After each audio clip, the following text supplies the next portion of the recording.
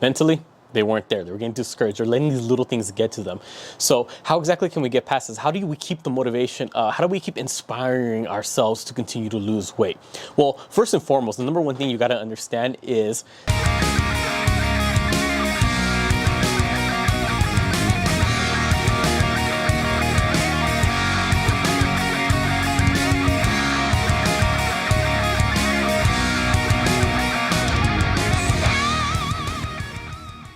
what's up, my people? David here. Got a new video for y'all today. But before we get into it, if you haven't already, make sure you subscribe to the channel and hit the bell notification so that way you don't miss out on any of our new videos. Remember, new videos every week.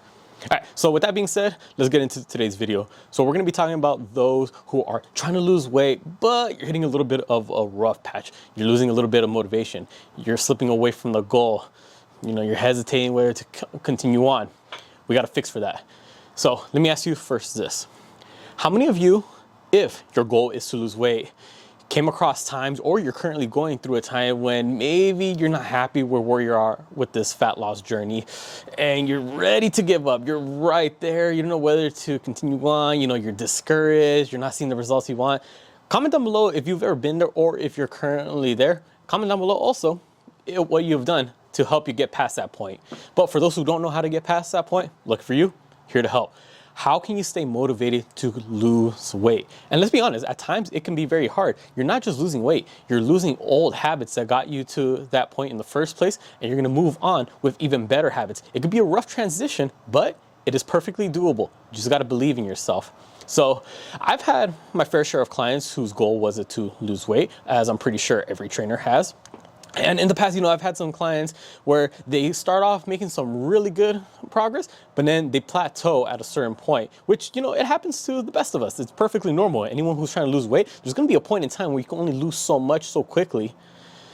But what do you do when you get to that point? They weren't happy. The scale wasn't getting lower and lower, the number that is. You know, they were measuring other ways of how to lose weight. That wasn't working. They were trying this new diet, this new trend, this new detox tea, this new diet, whatever it is, and just things weren't working. But ultimately, what was getting in their way? Mentally, they weren't there. They were getting discouraged. They're letting these little things get to them. So how exactly can we get past this? How do we keep the motivation? How do we keep inspiring ourselves to continue to lose weight? Well, first and foremost, the number one thing you got to understand is that it's a marathon, not a sprint. When you begin losing weight, especially if you have a lot, don't expect to lose so much of it so quickly, all right? If you do happen to go through that, then, you know, that might not be the healthiest way. You're probably doing some type of yo-yo diet, and it's not the healthiest way to keep that weight off. You need slow and consistent work over time to lose your weight. Now, you got to set realistic goals. Oftentimes, our disappointments and our self-frustration come from setting unrealistic goals for ourselves. And what happens when we don't meet those goals? You know, we get upset with ourselves. So just understand, it's not a sprint. It's a marathon. Take your time with it. Over time, you will see your results. If you're having an off day, it's perfectly normal. It happens to everyone. We have good days and we have off days. Now, what we do is that we make sure we don't let those off days affect ourselves going forward. So the way I like to tell all my clients is that when it comes to losing weight, it's 2 steps forward, 1 step back over a long period of time. Think about it. There's going to be times when you take those 2 steps forward, you're losing good weight. The diet is on check. You're getting proper rest. You're hitting the gym. You're consistent. You're getting that support. But then there's going to be those times when maybe just things didn't line up. Maybe you weren't able to hit the gym as many days throughout the week. Maybe you slipped up and had a cheat meal. Maybe you didn't get a good night's rest. You know, there's so much things that could be affecting you, whether it be workout stress, you know, responsibilities, we're getting caught up, falling behind schedule, whatever it is. We're all human. We all go through shit. That's okay. It's how we bounce back from it that defines our character. So I always tell my clients, 2 steps forward, 1 step back. But what happens over time? Over time, you're still going to move forward. From day 1, you're here. From day 60, you're all the way here. Now, what happens in between those steps? You're going to go like this. 2 steps forward, 1 step back. 2 steps forward, 1 step back. 2 steps forward, 1 step back. You're going to continue on going like that. But look what happened over time. I started right here, but over time, I ended up here. And that's the ultimate goal. Now, when it comes to losing weight, there's just so many things that can, you know, mentally get in the way of you losing motivation, feeling discouraged, things like that.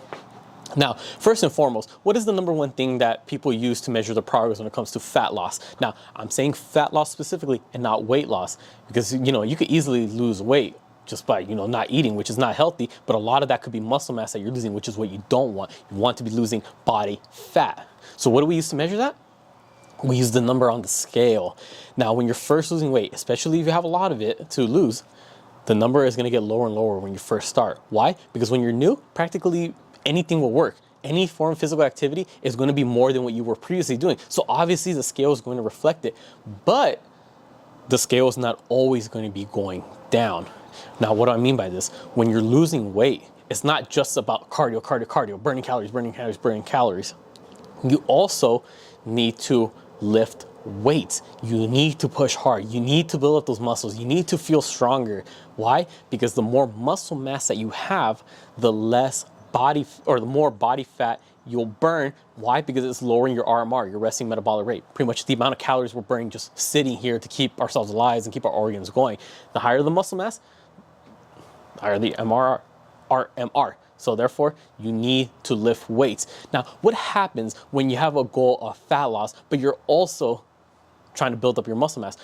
That's why I said that number on the scale, there's going to be a time when it's no longer lowering. Here's where the controversy comes in and might discourage some people. What happens if you lose 2 pounds of body fat, okay?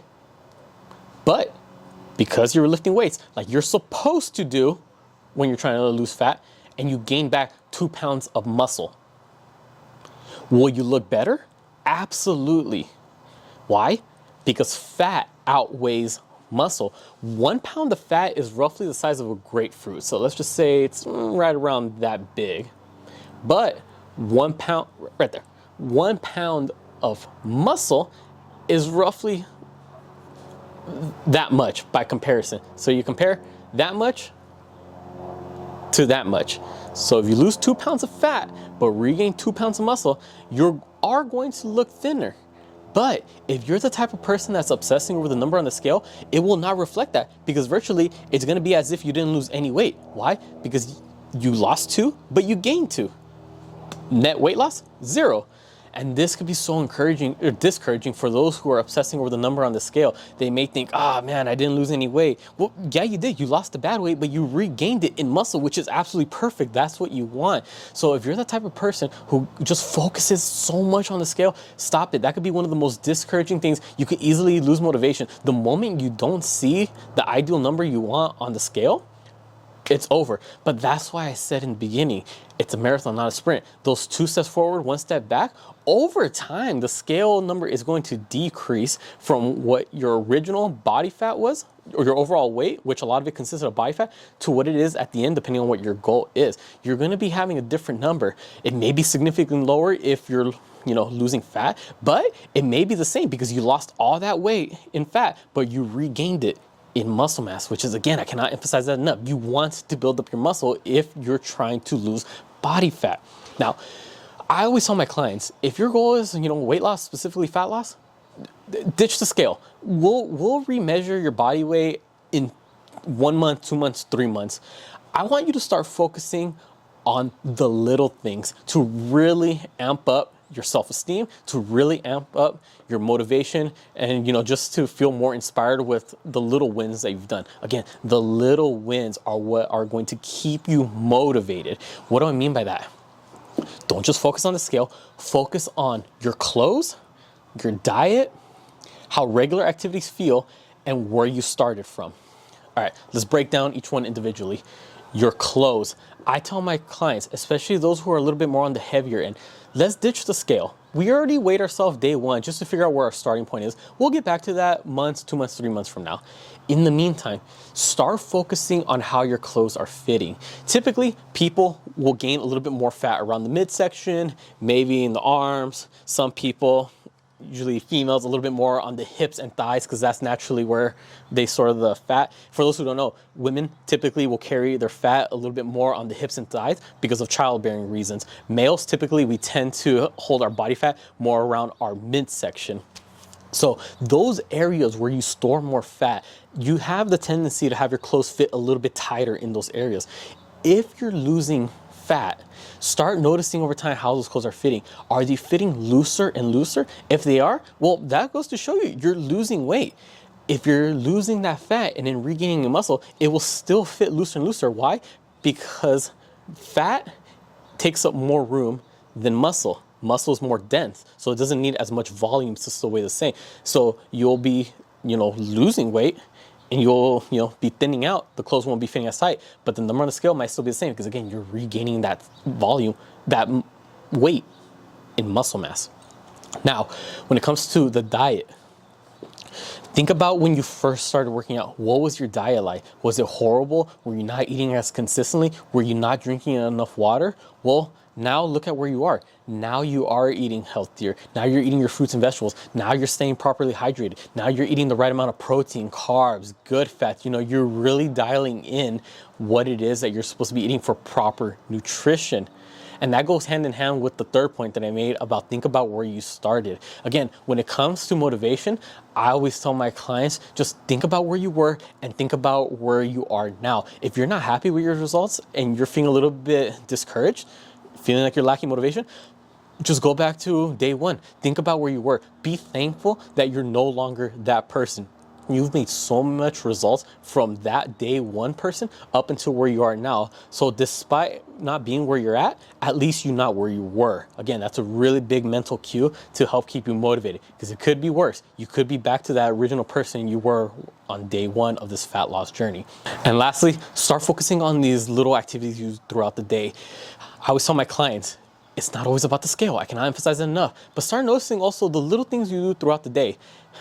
When I was a trainer at college, I was training other students. I told them, think about on day one how it felt walking from class to class. And again, those distances from building to building, they're a lot further than what they show on the map, especially on a college campus. When you go from entering the building and you walk up the stairs to the second floor, think about how tired and out of breath you were by the time you reached that second floor and compare to it now, 3, 4, 5, 6 weeks after you started working out, after you began your weight loss journey, you're going to notice those activities, which we refer to as ADLs, activities of daily living, they're going to feel so much better. They're going to feel easier. You don't find yourself being as winded. From where you park your car to walking to your first building, you notice it's the same distance, but now you don't feel as tired. You're not sweating as much. You're not out of breath. You're in better shape now. So it's not just always about the number on the scale. All these other things are areas in your life where you are improving, and that is, clear indications that you're making progress, and those should be things that you should be proud of yourself for. So when it comes to losing motivation, well, it's easy. Start thinking about all these other areas in life where you're getting all these wins, you're getting all these W's, you're seeing progress here, here, and here. That should be enough to motivate you to keep going. And again, even though you're not making as much progress as you would like, you're still making progress. Some progress is better than no progress. Where you are now is still better than who you were back then, and you're only going to improve from here on out. Remember, we're thinking about the big picture. And lastly, I always tell my clients, no matter how discouraged you feel, no matter how much you lack in motivation, I always tell them this. Think about how many times you have gave up and started all over because you lost motivation. I tell them, let this be the last time you give up, because once you go, cold turkey and you stop working out, give up on the diet, you're back to level one again. Eventually, you're going to get tired of going back to level one and starting all over again. You're going through the same process all over. You just need to stick through it, even during those tough times. Motivation will come and go, but there's little things to help you keep it up higher than what it would otherwise be. So again, just avoid starting all over. You do not want to go back to level one.